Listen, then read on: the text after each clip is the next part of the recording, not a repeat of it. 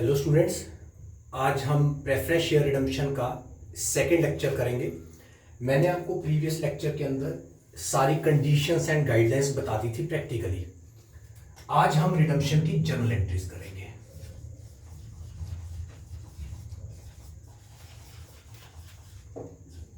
Of redemption. फिर मैं आपको इसका एक प्रैक्टिकल क्वेश्चन भी करके दिखाता हूं। रिडम्पशन की जर्नल एंट्रीज क्या है?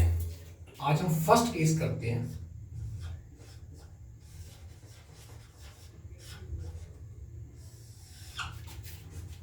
रिडम्पशन आउट ऑफ प्रॉफिट्स और रिजर्व्स। अगर हम रिडम्पशन प्रॉफिट्स या रिजर्व्स में से करते हैं तो क्या क्या जर्नल एंट्रीज हैं? फर्स्ट, साथ साथ मैं हेडिंग्स भी लिखता रहता हूं जर्नल एंट्रीज की।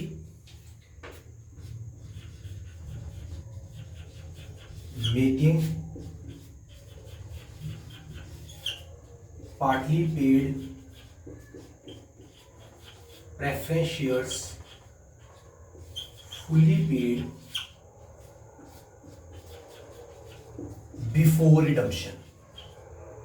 रिडम्पशन से पहले पार्टली पेड प्रेफरेंस शेयर्स को फुली पेड बनाना पड़ेगा अगर वो पहले से पार्टली पेड है तो।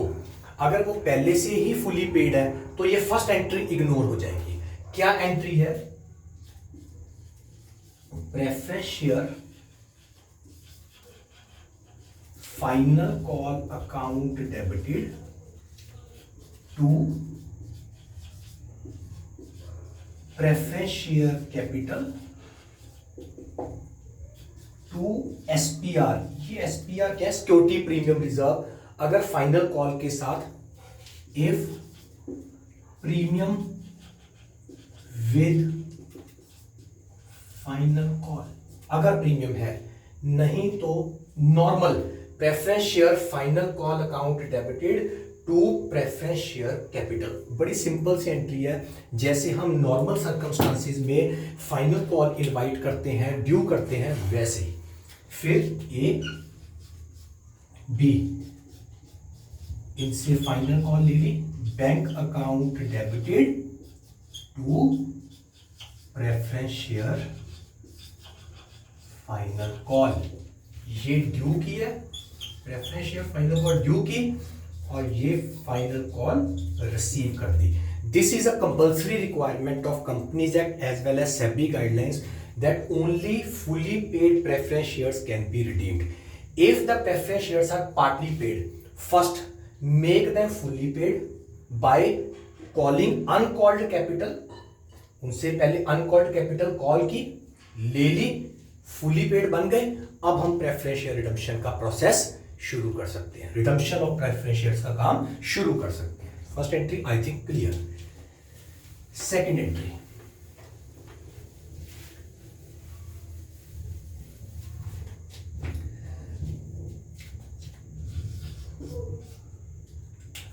sale of any surplus asset। कोई हमारे पास सरप्लस एसेट है,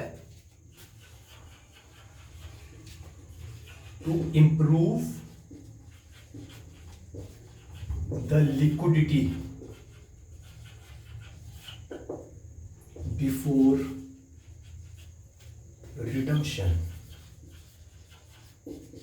कंपनी क्या करती है? कई बार कंपनी के पास कोई सरप्लस एसेट पड़ा है, फॉर एग्जांपल कोई इन्वेस्टमेंट पड़ी है, कोई फिक्स एसेट पड़ा है, कोई स्टॉक पड़ा है, ऐसी सरप्लस आलतू फालतू का एसेट पड़ा है जिसकी कंपनी को कोई रिक्वायरमेंट नहीं है। कंपनी सोचती है क्यों ना इस एसेट को हम सेल कर दें, जो इसका पैसा आएगा उससे हमारी लिक्विडिटी पोजीशन इंप्रूव हो जाएगी और हम प्रेफरेंस शेयर होल्डर्स को इजीली पेमेंट कर पाएंगे। तो क्वेश्चन में इफ एनी, ये जरूरी नहीं कि हर क्वेश्चन में हो, अगर कोई एसेट बिकता है तो क्या एंट्री करते हैं हम? बैंक अकाउंट डेबिटेड, यहां हम डालते हैं सेल वैल्यू अगर बेचने पर लॉस हो गया, अब जो नया नाम है वो P&L अकाउंट नहीं हम यूज करेंगे क्योंकि कॉर्पोरेट अकाउंटिंग है, तो statement of profit and loss account debited, अगर लॉस इफ एनी, अगर बेचने पर लॉस हुआ, राइट, टू जो एसेट बेचा उसकी बुक वैल्यू, और अगर बेचने पर प्रॉफिट हुआ statement of P&L।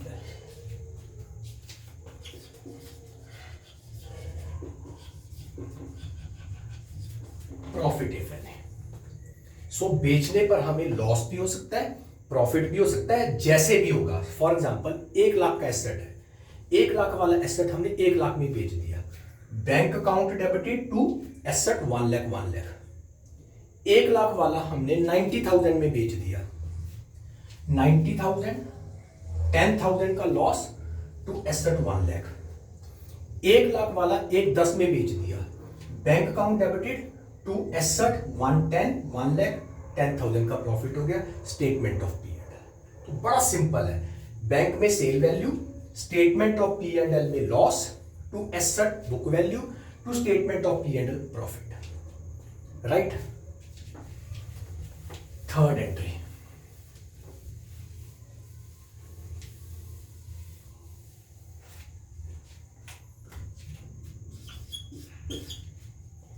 Due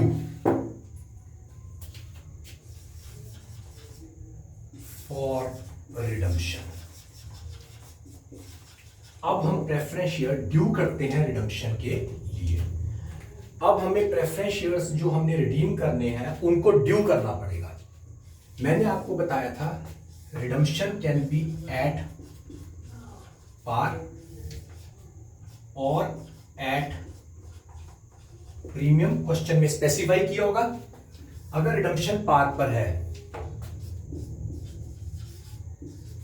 preference share capital account debited to preference share holders, ये ड्यू कर दिया। और अगर प्रीमियम पर है, प्लीज ध्यान से, preference share capital account debited premium on redemption, मैं इसको POR बोलूंगा शॉर्ट फॉर्म में, account debited to preference share holders. Suppose 1 lakh के प्रेफरेंस शेयर है और 1 लाख ही हमने उनको वापस करना है, तो preference share capital to preference share holders 1 lakh. अगर 1 लाख वाले प्रेफरेंस शेयर्स को हम 10% प्रीमियम पर रिडीम करना चाहते हैं, तो preference share capital 1 lakh, premium on redemption 10,000 to preference share holder 1 lakh 10,000। Redemption जा पार पर होती है जा प्रीमियम पर डिस्काउंट पर रिडम्पशन नहीं होती, मैंने कंडीशंस में स्पेसिफाई किया था। ये प्रीमियम हम ले नहीं रहे शेयर होल्डर से, हम उनको दे रहे हैं, इसीलिए हम प्रीमियम और रिडम्पशन को डेबिट कर रहे हैं।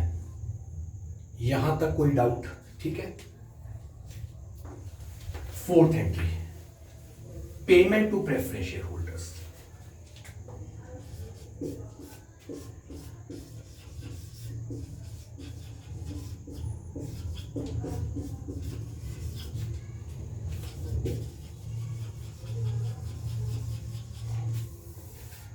प्रेफरेंस शेयर होल्डर्स को अब हम पेमेंट करेंगे।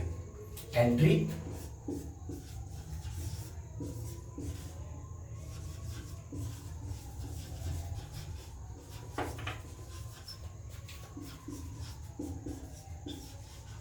जितना हमने ड्यू किया था हमने उतनी ही इनको पेमेंट कर दी। Preference share holders account debited to bank, अगर पार पर था तो 1 लाख 1 लाख, अगर प्रीमियम पर था तो 1 लाख 10 1 लाख 10।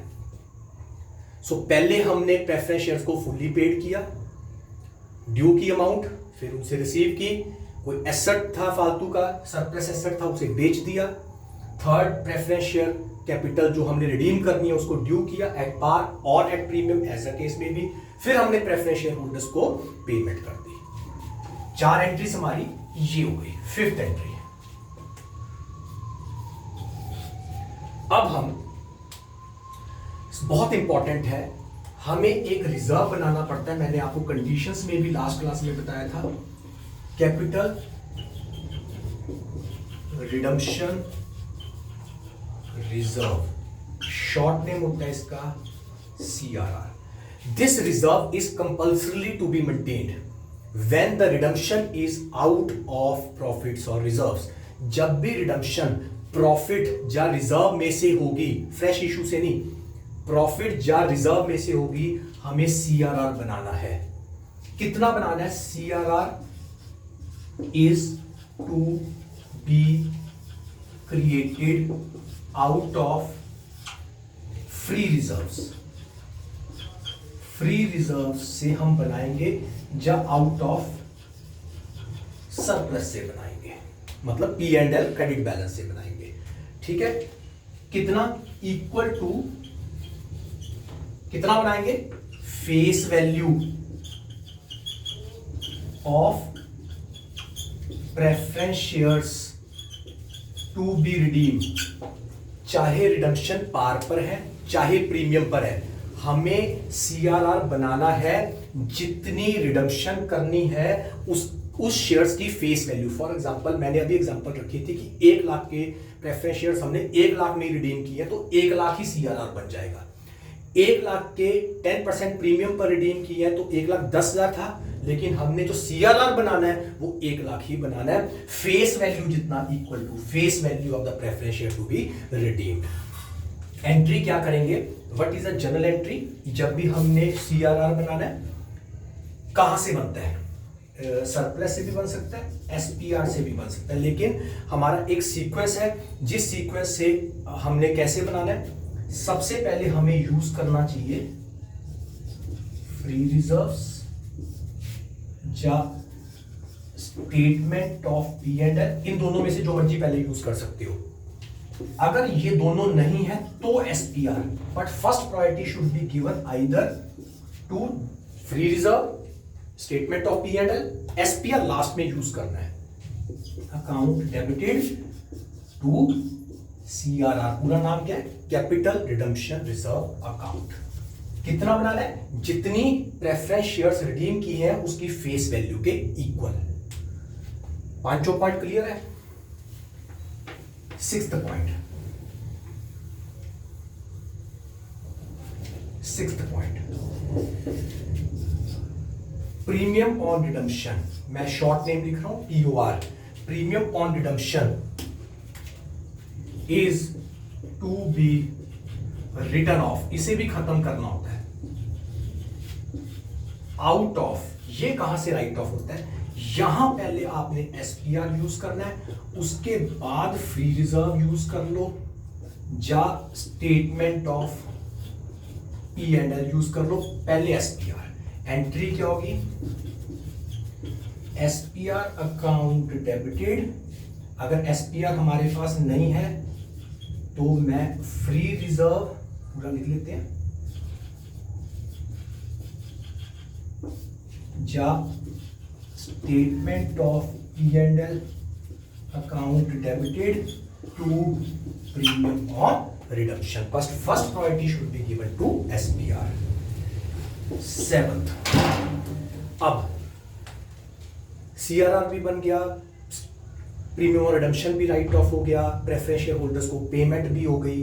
अब कई बार हमारे एक्सपेंसेस ऑफ रिडम्पशन भी होते हैं। एक्सपेंसेस ऑफ रिडम्पशन, रिडम्पशन करने पर कई बार कंपनी का खर्चा भी हो जाता है, ये भी कंपनी पे करती है। एंट्री क्या होती है? Expenses account debited to bank. एक एंट्री नहीं होती, 2 एंट्रीज होती है। बी, इसको भी राइट ऑफ करते हैं SPR या फ्री रिजर्व या P&L account debited to expenses. तो एक्सपेंसेस को भी हमने या यहां जो मर्जी पहले यूज कर लो, फ्री रिजर्व से, SPR से या P&L से उसको राइट ऑफ भी करना है। So there are 7 journal entries in the redemption of a preference share. First, preference shares को फुली पेड बनाओ, फिर कोई सरप्लस एसेट है उसे सेल करो, अगर क्वेश्चन में स्पेसिफाई किया है, फिर प्रेफरेंस शेयर्स को ड्यू करो, फिर पेमेंट कर दो, फिर सीआरआर बनाओ, फिर प्रीमियम और रिडम्पशन को राइट ऑफ करो, फिर कोई एक्सपेंसेस ऑन रिडम्पशन है उसे पे करो और उसको भी राइट ऑफ कर दो। ये हमारा फर्स्ट केस था। आप इसके क्वेश्चंस ट्राई करिए और मेरे से कमेंट बॉक्स में कोई भी क्वेश्चन आप पूछ सकते हैं। नेक्स्ट क्लास में मैं सेकंड मेथड करूंगा, उसके बाद मैं प्रैक्टिकली आपको सॉल्व करके दिखाऊंगा। Thank you students, have a nice day.